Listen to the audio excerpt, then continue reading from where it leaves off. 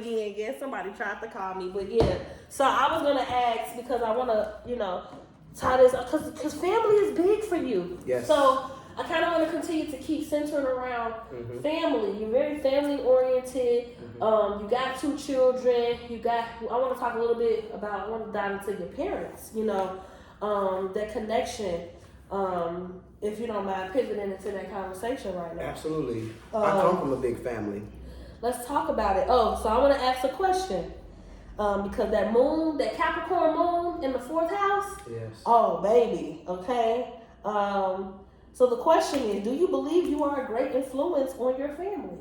Absolutely. Let's talk about it. Yes. I've done things that a lot of people either don't do, won't do, or are not trying to do. But at the same time, I have had family members let me know that they are encouraged and inspired, and that they see that I'm their eyes. Yeah. Me going there, because one of my bros, he's like, sis, I'll never go to Ghana. I'll never get to Africa. He said, you our eyes. You know what I'm saying? Like you're representing. You know what I mean? But more importantly, you're showing them that they can do it too. Absolutely. You're showing them because I'm pretty sure. I mean, you probably and really teaching them that hey, you can do whatever you put your mind to. That's right. You telling the stories, because storytelling, and that's something that we lost the sight of and art of in family dynamics. We story told, we talked about our journey. So how have you connected your life, and even you being a stud woman who is a goddess, and having children, and the story that you just told about, how do you connect? Do you have any other family members who are a part of the LGBT community, and how do you connect with them in that way? I did. Or encourage them? But not women. Oh, okay. In my family. Okay, that's deep. It is. In my family, and you just made me realize this. Damn. I told you we gonna get into it, sis. Damn. So, on my father's side of the family, growing up, I had 2 gay uncles. Okay. 3.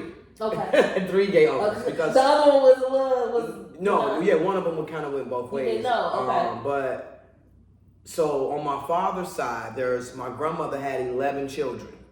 Big family. A big family. On the Tyler side, that's the Tyler. My last name comes from my dad. And that's the Tyler side. My grandmother had 11 kids. She had 6 boys, 6 girls and 5 boys. And 3 of those boys were gay. One of my uncles, I didn't know he was gay until I got much older. But it's funny. Never mind. on my father's side, I don't know.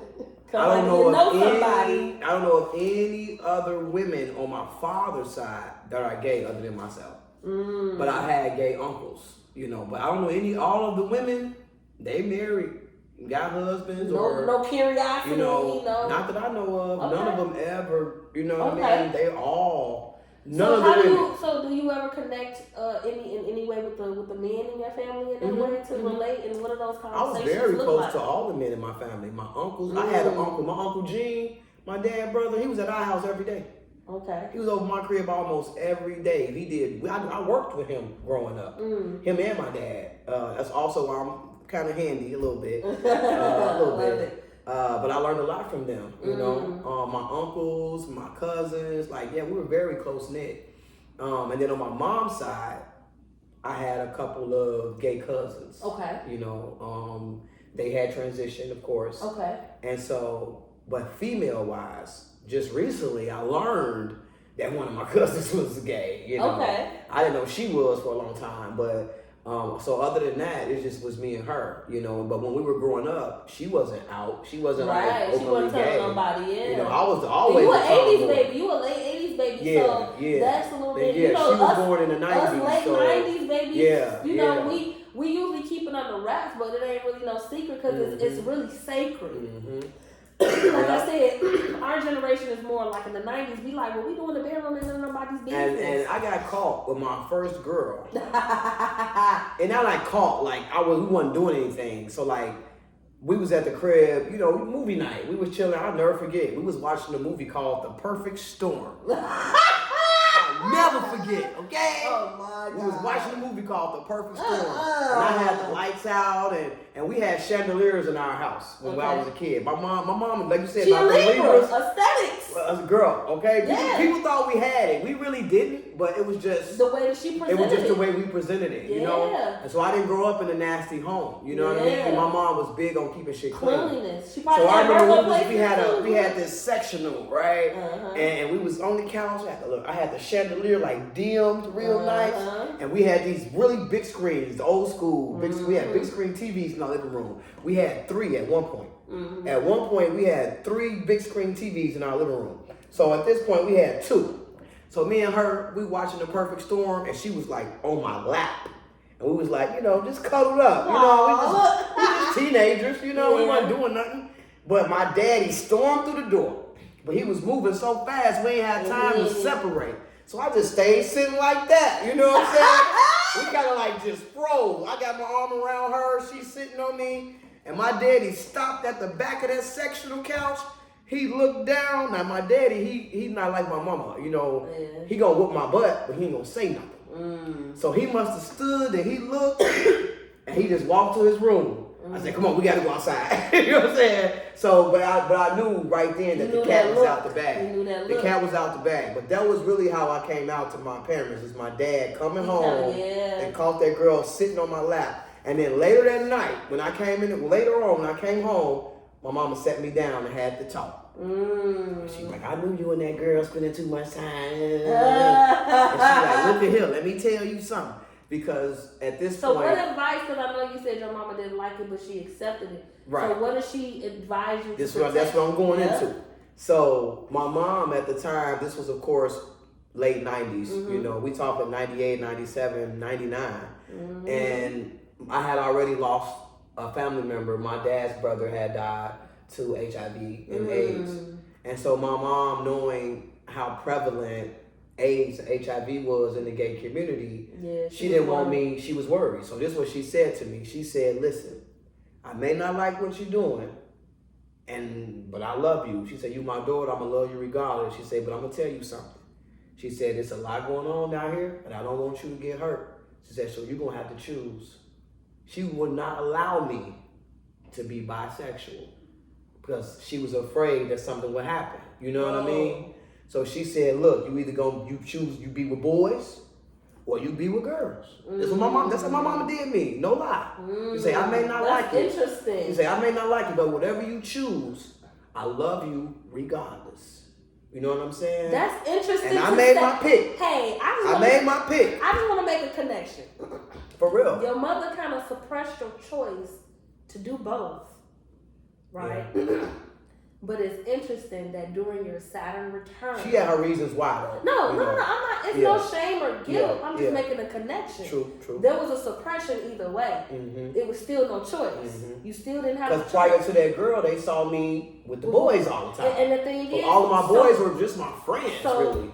Right. So, but at the end of the day, it's still the choice. Yeah, it was a choice. Out the window. It's like you have to choose. She made me choose. And I just want to acknowledge that. She did. Because she like, hey, if you around here, you messing around with Joe and Jerry them, and then you talking about you with this girl too, and then next thing you know, you mess around and you got something and my baby died. Yeah. Because she saw how many gay people were dying back then. Yeah. Like, for real. Like, in the 80s and the 90s. Come on. The 80s and the 90s. It was different, y'all. I'm telling y'all. And they say it's so my mom made me choose to protect me. And it's back. It's a thing. So I do understand that sometimes, and I just want to talk about this because a lot of times the fears and the projections of our parents can also be our hindrance. Come on. So I do want to acknowledge that. And I'm not saying that it was a hindrance to you or anything, but it was still a suppression. You want to know how I know it was a suppression? Because look at what you just told me right before. And you have 2 twin boys. Yeah. The one time that you decided, come on now. Yeah. But I'm glad. I'm glad. I'm not saying it's not. I'm just saying it's just. I'm glad that I made my choice and that I wasn't willy-nilly. Yeah. Because it's, like, it's so some women, it's some women nowadays. I'm going to ask you a question. So do you feel that a person that's bisexual is willy-nilly? Well, no, I'm saying that like there are some women there are some women who take advantage of having the option to do both. But who to say that you were going to be that? True. So at the end of the day, I'm Right. still saying what I'm saying. Right. There was a suppression there. Because who was to say that you was not going to still have discernment?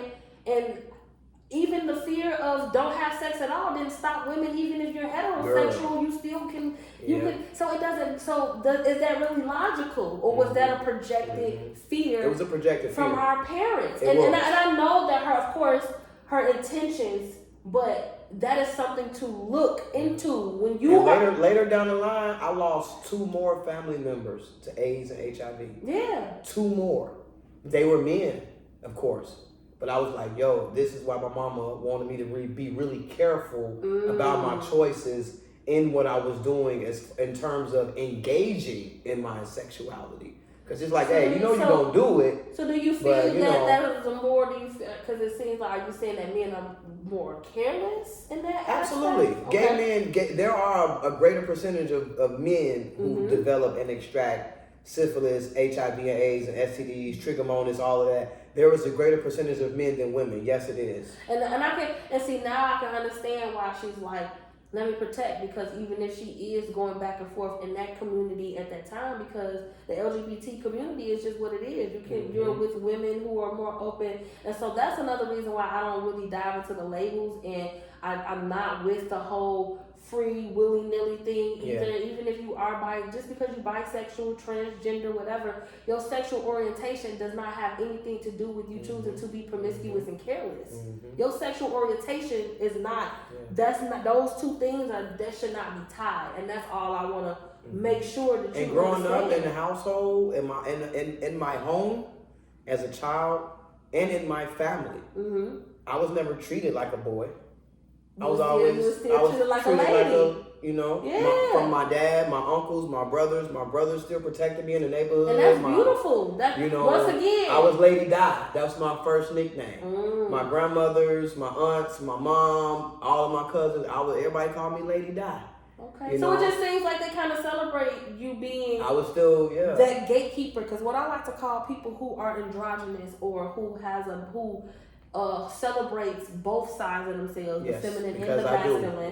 Because that's what I really think that is, and it looks differently for everybody, because I can relate, but at the same time, people try to case study you based off of your activity, and it's like sometimes that's not logical. That's not, you're boxing me in based off of, once again, a fear and a projection. So with that being said, what does that really look like for you with talking to your sons about your sexual orientation and that? What does that conversation look like? I never had to. Okay. Not now, anyway. Okay. And I know someday I may have to, but I give thanks for this. And this is something that helped me learn more when I had my boys. It helped me kind of be more grounded and have a deeper understanding for unconditional love. Yeah. When it comes to unconditional love and what it is that my mom was giving me, and in terms of what my babies identified with, they didn't identify with gender. They just knew they were a part of me, my womb. And when I was taught to them in the womb, when they came out and I'm holding my baby, all they know is mama. Yeah. They didn't know if I was a boy or a girl. Children, especially I'm talking about my babies at the ages of 9 months, 1, 2, 3 years old. Do they have a relationship with their father? Oh yeah. Okay. Yeah, they just with dad last weekend. He gonna be getting them again next weekend. Yeah, I love that. Yeah, we co-parent well. So the thing is that that's also a thing, because there are people in the LGBT community who still separates that, who just have children and feel like the father has no place in the home. Yeah, no. Not with my children's dad. He wanted to be present. Beautiful. And with me growing up with a father, I wanted him to be present as well, because I understand the importance of the dynamic of Black boys having a father, especially if it's a stern and a strong and a good man. The twins' dad is 20 years older than me. Okay, so he comes from the 1960s. Okay, so he's seasoned, baby. Yeah, he was born in 66. Okay, I'm 86. That's that Pluto and Virgo generation. Yeah, I'm 86, so we like a good 20 years apart or so. Yeah. So when he... Hold on 1 second.